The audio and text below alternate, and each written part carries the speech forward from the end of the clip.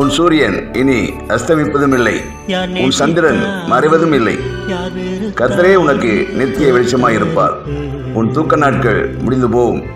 ஏசாயா 60:20. கர்த்தரே நித்திய வெளிச்சம் உன் வாழ்வை என்றும் வழி நடத்தட்டும். அவரோடு நடந்தால் உனக்கு இனி இருள் இல்லை. ஆமென். என்றும் ஸ்தோத்தரிப்பே.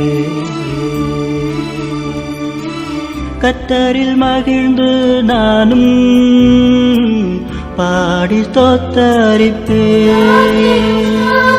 கண்களில் ஆனந்த கண்ணீர் பொங்க ஸ்தோத்தரிப்பே. மனதை பறிகொடுத்தே உம்மை ஸ்தோத்தரிப்பே. மனதை பறிகொடுத்தே